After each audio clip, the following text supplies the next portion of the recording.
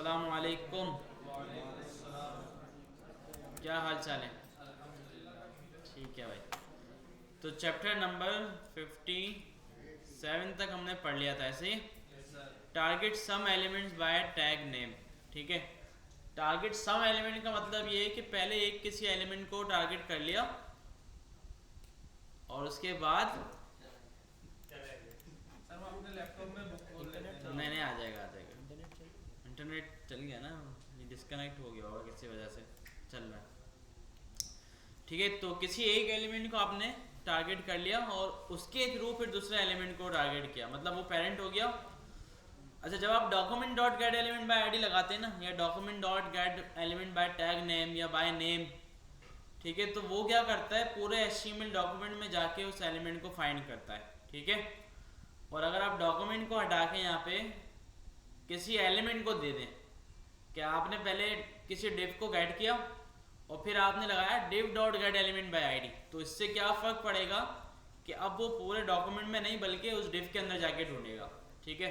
तो इसका कोई इतना ज़्यादा फ़ायदा नहीं है, हम डायरेक्ट डॉक्यूमेंट ही लगा देते हैं, क्योंकि वो जो डिव के अंदर पड़ी हुई चीज़ वो डॉक्यूमेंट के अंदर ही है। तो ये इसका फ़ायदा ये होता है कि यार अगर हमारे पास बाय टैग नेम या बाय नेम काफ़ी जगहों पे पड़ा हुआ है और हम किसी स्पेसिफिक एरिया को टारगेट करना चाह रहे हैं कि यार नीचे वाले डिव में जो टैग नेम है वो उठा के लाओ, तो अब वहाँ पे इसका काम आ सकता है हमें। ठीक है भाई। तो अच्छा, इसके अलावा एक और चीज़ हमारे पास होती है, वो भी मैं आपको बता देता हूँ एलिमेंट्स को गेट करने के लिए।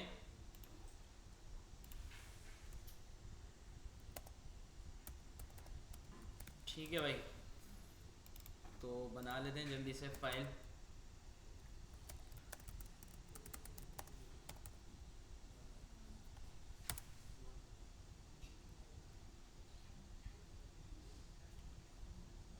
खैर थोड़ा सा डिले आ रहा है अभी, लेकिन चल रहा है, काम चल रहा है।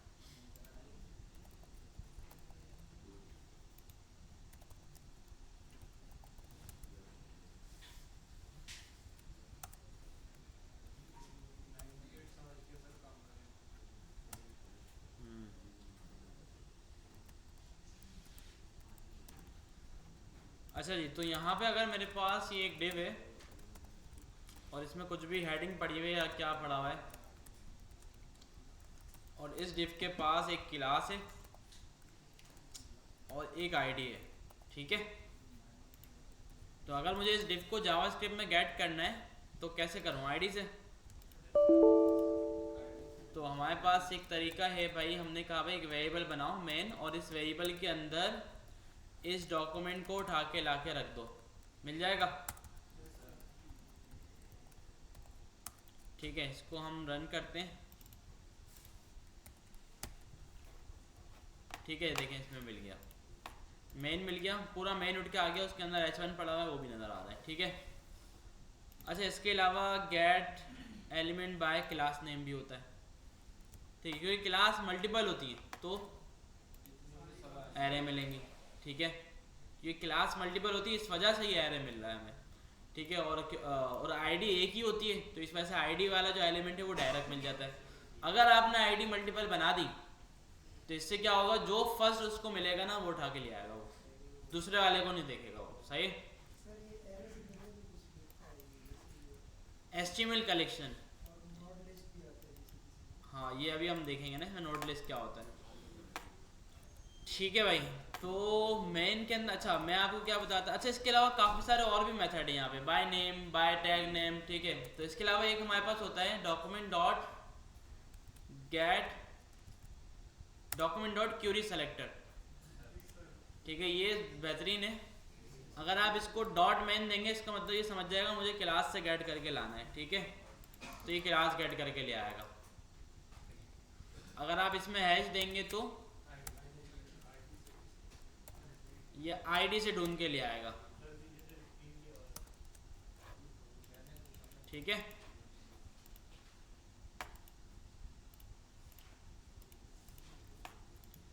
तो ये एक अच्छा सेलेक्टर है। ठीक है, इसको आप आईडी बता देते हैं या क्लास बता देते हैं, ढूंढ के ले आता है। अच्छा, जावास्क्रिप्ट में वैसे ज़्यादातर हम आईडी से गेट कर रहे होते हैं। ठीक है, क्योंकि आईडी यूनिक होती है और एक एलिमेंट के पास एक ही आईडी होती है, तो जो भी एलिमेंट हमें टारगेट करना होता है हम डायरेक्ट आईडी देते हैं और वो उठा के ले आता है इसको जाके। क्वेरी सेलेक्टर ऑल, तो ये मेरे ख्याल से ऑल का मतलब क्या है, अच्छा सब ले आएगा। क्वेरी सेलेक्टर जो है एक को लेकर आएगा जो पहला मिलेगा, क्वेरी सेलेक्टर ऑल जो है ना जितने भी पड़े होंगे ना सब ले आएगा। और देखें फ़र्क ये दोनों ये एरर दे रहा है आपको क्वेरी सेलेक्टर ऑल, क्योंकि ये बोल रहा है जितनी भी मेन क्लास है सबको उठा के लाओ, क्योंकि एक ही थी तो एक लेके आया एरे के अंदर, तो ये फ़र्क है। ठीक है, तो डॉम देखते हैं।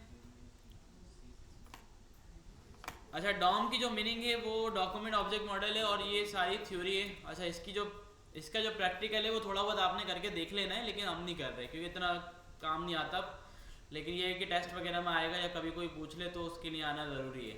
ठीक है, तो डॉक्यूमेंट ऑब्जेक्ट मॉडल, ठीक है, वैसे ये है इंपॉर्टेंट चीज़ ना ये, कि होता ये है कि आप अपनी HTML में या जावास्क्रिप्ट में जो भी चीज़ें लिखते हैं वो सारी डॉम में जा रही होती हैं डॉक्यूमेंट ऑब्जेक्ट मॉडल में। तो ये पूरा एक ऑब्जेक्ट मॉडल होता है, पूरा एक ट्री होता है जिसके अंदर आपकी सारी चीज़ें जाके सेव होती हैं, और फिर ये डॉम ब्राउज़र को समझाता है कि आपने ये रेंडर करना है। ठीक है भाई, तो जो भी हम चीज़ लिखते हैं HTML में, जैसे डॉक्यूमेंट लिखते हैं जो सबसे फर्स्ट लेवल पे होता है, फिर सेकंड लेवल पे HTML, तो ये हर चीज़ डॉम के अंदर जाके सेव हो रही होती है एक ट्री के अंदर। ठीक है, तो इसको हम बोलते हैं डॉम नोड। ठीक है, डॉक्यूमेंट एक डॉम नोड है, HTML एक डॉम नोड है, और कोई भी HTML का एलिमेंट हो गया तो वो भी एक डॉम नोड होगी, और हर एलिमेंट का पूरा एक ऑब्जेक्ट होता है। अच्छा, ऑब्जेक्ट में जो यूज़ कर रहा हूँ ना, इसका मतलब ये है कि ग्रुप ऑफ डेटा। ठीक है, काफ़ी सारा कुछ उसमें होगा, उसकी पूरी डिटेल होगी उसके अंदर कि यार ये एलिमेंट का नेम क्या है, ये एलिमेंट कौन सा है, ठीक है, इसके क्या क्या फीचर हैं, इसके क्या क्या एट्रीब्यूट्स हैं, वो सारी डेटा उसके अंदर होगा, तो इसको नोड हम बोलते हैं एक। ठीक है, बाकी बता रहे हैं भाई इस तरह से पूरा ये लेवल होते हैं इसके, डॉक्यूमेंट, HTML, फिर हेड, फिर बॉडी, इस तरह, तो ये सब ऑलरेडी आपको पता है। पेरेंट्स एंड चिल्ड्रन का आपको बताने की ज़रूरत नहीं है, आप जानते हैं कि भाई अगर जो अपर लेवल पे एलिमेंट है वो पेरेंट है और जो उसके अंदर है वो उसका चाइल्ड है, तो इस तरह ग्रैंड चाइल्ड और इस तरह सब इसमें चलता है। ठीक है, तो ये इतनी मुश्किल चीज़ नहीं है, देख के समझ में आने वाली चीज़ है। क्या, अभी मैंने मेन बनाया, मेन के अंदर H1 है, तो H1 मेन का हुआ चाइल्ड और मेन H1 का हुआ पेरेंट, सिंपल। तो देख के समझ में आया था ये ऐसी चीज़ें। अच्छा, द डॉम फाइंडिंग चिल्ड्रन, क्या आपने एक एलिमेंट गेट कर लिया, फॉर एग्जाम्पल आपने मेन गेट कर लिया, अब मेन का चिल्ड्रन आपने टारगेट करना है कि भाई मेन का जो चाइल्ड है वो गेट करो। तो ये कैसे होता है, देखिए जब आप सारे एलिमेंट गेट कर लेते हैं ना, तो जब आपके पास HTML कलेक्शन आती है वो तो खैर आपको पता है कि आप इंडेक्स नंबर दे के निकाल लोगे इसको। ठीक है, और ये सम एलिमेंट वाली चीज़ भी आपको पता चल गई। चिल्ड्रन गेट कैसे होगा, देखें आपने डॉक्यूमेंट या वो एलिमेंट आपने खैर यहाँ पे हम फिलहाल गेट एलिमेंट बाय आईडी लगाते हैं, इसमें जो है ना हमारे पास मेन उठ के आ जाएगा पूरा, देखें रीलोड किया मैंने, मेन आ गया। अच्छा, अब मेन डॉट, अभी तक नहीं दिखा, आ गया था ना, चाइल्ड नोट्स। चाइल्ड नोट्स क्या करेगा कि मेन की जितनी भी चाइल्ड नोट्स है ना सबको उठा के ले आएगा। ठीक है, तो देखिए मैं इसको चलाता हूँ, तो इसने देखे मेन की चाइल्ड नोट मुझे 3 ला के दी। ठीक है, जबकि था इसका चाइल्ड एक ही, H1। अच्छा, ये टेक्स्ट जो है ना, ये एक चीज़ है, इसके बारे में मैं आपको बताता हूँ।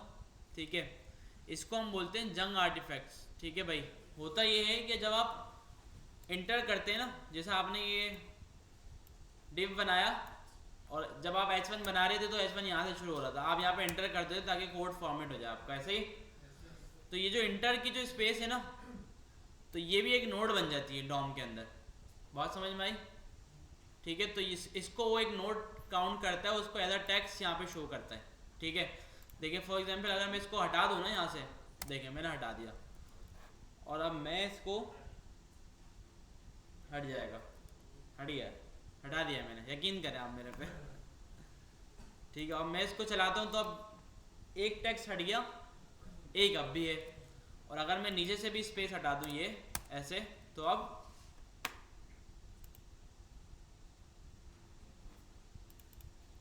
हमारे पास सिर्फ एक रह गया। ठीक है, समझ में आ गया मैंने क्या बोला?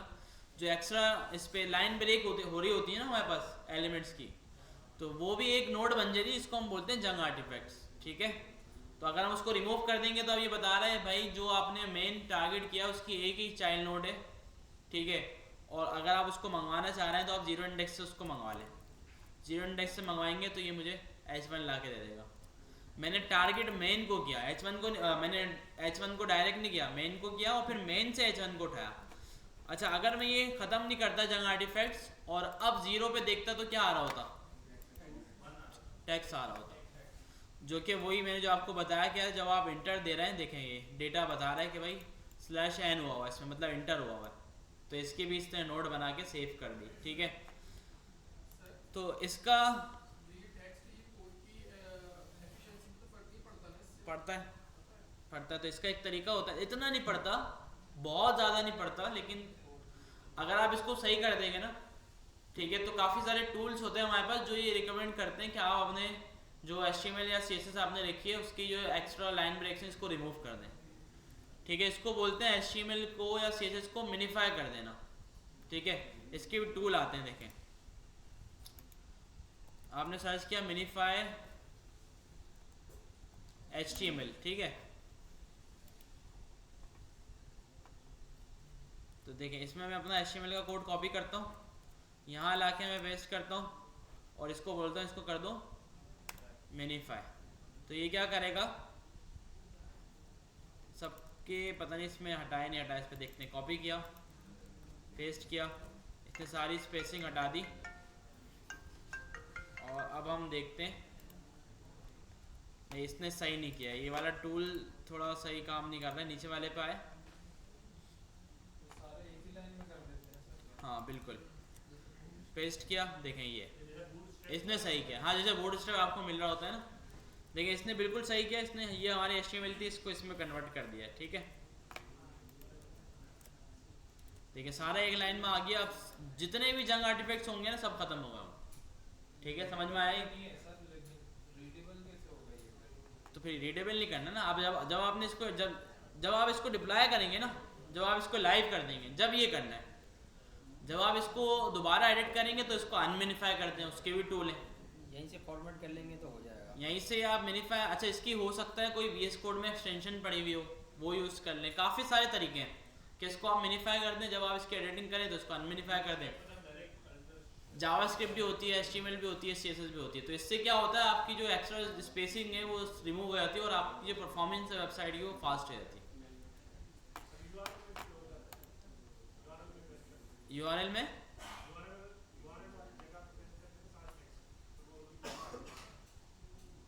URL वाली जगह मुझे ये समझ में नहीं आएगा क्या, नहीं वो सही नहीं होगा, सही नहीं होगा,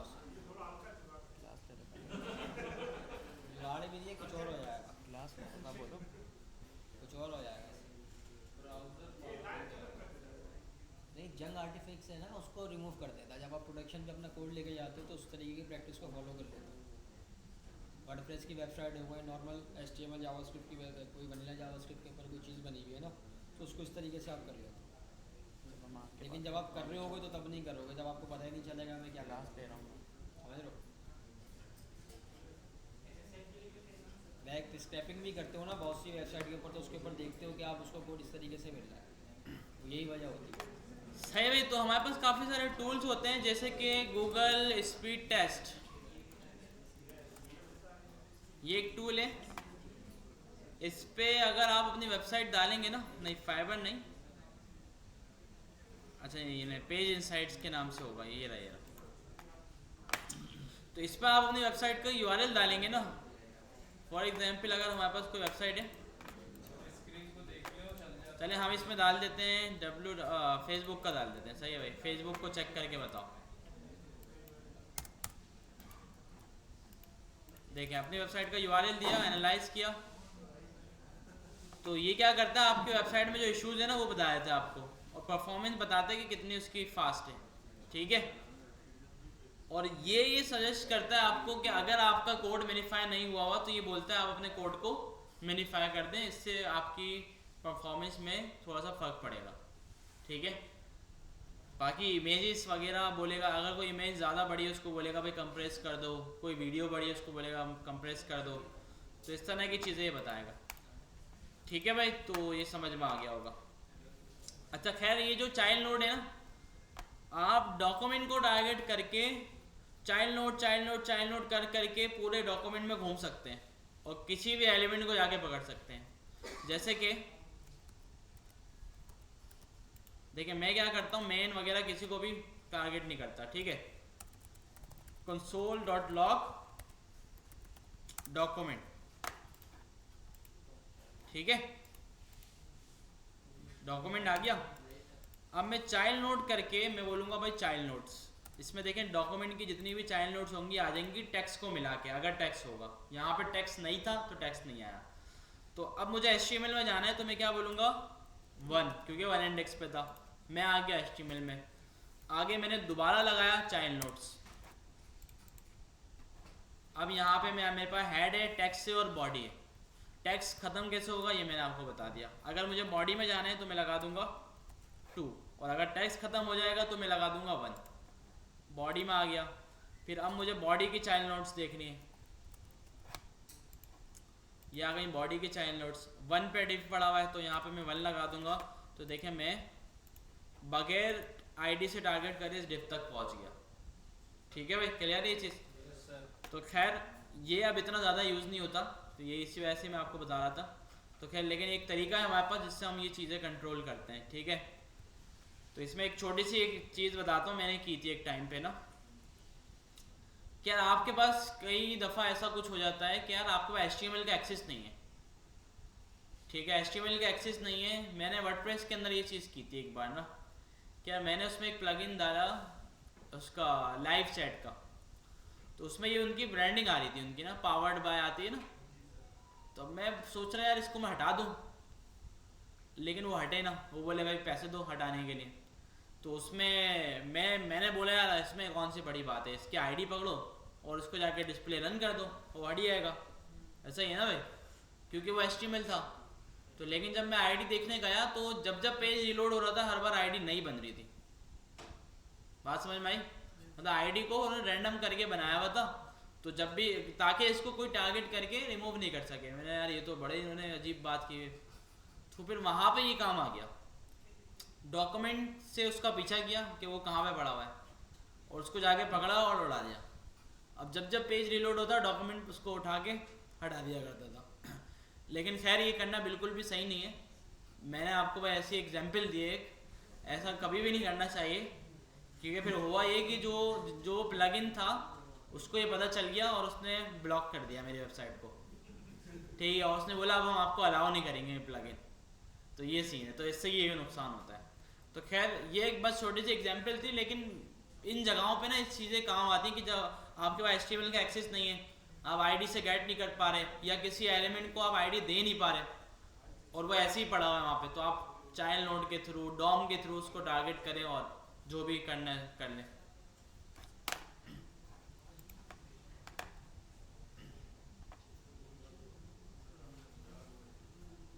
ठीक है भाई, तो ये देखें जंग आर्टिफैक्ट्स एंड नोट टाइप। जंग आर्टिफैक्ट्स जिसका मैं बता रहा था ये उसकी बात कर रहे हैं, ठीक है। तो 60 चैप्टर हो गए, तो टेस्ट ले लिया जाएगा मंडे को, क्या ख्याल है? ठीक है भाई, तो फुल तैयारी करके आइएगा और फ्राइडे की छुट्टी कर लेते हैं, सही है? ठीक है भाई, मिलते हैं नेक्स्ट क्लास में। अल्लाह हाफिज़। असाइनमेंट बना दिया है मैंने पोस्ट वाला, वो करना है लाजमी।